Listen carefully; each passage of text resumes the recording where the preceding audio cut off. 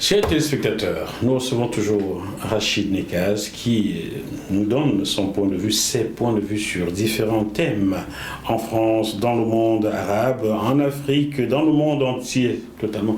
D'ailleurs, ces jours-ci, il y a des retournements sur la situation en Ukraine. Il paraîtrait que le ministre ukrainien des Affaires étrangères est en Chine. Qu'est-ce qu'il y amène selon vous? Vous savez, nous allons avoir des élections présidentielles aux États-Unis le 2 novembre prochain.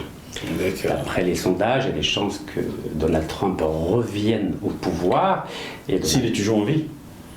Ou il aurait en moins peut-être. En tout cas, partons du principe où il sera toujours en vie et il a une chance sur deux de gagner les élections. Donald Trump a toujours avoué, déclaré, manifesté une solidarité avec la Russie. Ce qui veut dire très clairement que lorsque Donald Trump, s'il était élu au mois de novembre prochain, à partir du 20 janvier 2025, les crédits militaires à l'Ukraine vont cesser du jour au lendemain. Et ce sera donc la victoire éclatante de la Russie et l'humiliation pour l'Ukraine. Et pour l'OTAN? L'OTAN, je vous rappelle que Donald Trump a toujours dit qu'il ne voulait plus financer la quasi-totalité des budgets militaires. C'est un gaulliste alors? Il défend ses intérêts, l'intérêt de la Russie. Il est gaulliste. Le général de Gaulle disait ce machin, donc Trump aussi. Oui, mais parce que à l'époque du général de Gaulle, le chef d'orchestre de l'OTAN c'était l'Amérique, et ça il l'acceptait pas. Bien, revenons donc. Donc alors, l'Ukraine anticipe ce scénario catastrophe et préfère organiser ce qu'on pourrait appeler la paix des braves, un mot très important et chez De Gaulle et chez Arafat le Palestinien, de façon à ne pas se faire humilier dans les prochains mois.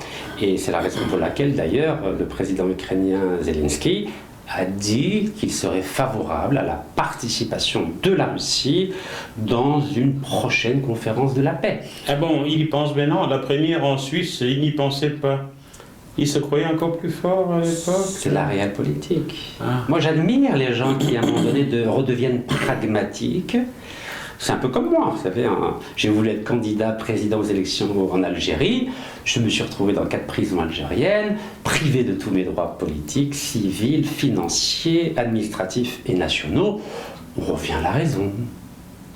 On se calme. On envoie une petite lettre au président de la République. J'ai envoyé une petite pour lui lettre. Demander moi ma liberté, je suis malade, je dois aller me faire soigner. Là, c'est pas ce que j'ai dit. J'ai dit libéré pour raison humanitaire. Ah, ça c'est une conséquence. Mais la lettre qui était publiée sur ma page Facebook disait texto: par la force des choses, j'arrête la politique en Algérie. Et par la force des choses, c'est quoi? C'est une décision du tribunal d'Alger du 3 juillet 2022 qui m'interdit très clairement d'exercer toute activité politique, civile, financière, administrative et nationale jusqu'à 2 ans après ma libération. Donc j'ai juste dit que j'allais respecter la décision de justice. Il s'avère qu'il a compris le message et 15 jours plus tard, j'étais dehors. Très bien.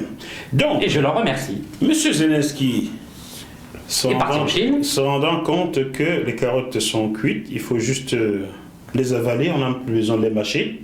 Elles sont tellement cuites qu'elles sont devenues pâteuses. Aurait envoyé quelqu'un en Chine pour négocier la paix des braves. Oui, parce que la Chine joue le rôle de médiateur entre la Russie et... Ce n'est plus la Suisse, c'est la Chine maintenant, ok. La Suisse a d'autres intérêts, Mais c'est normal, vous savez, ça change, ça bouge.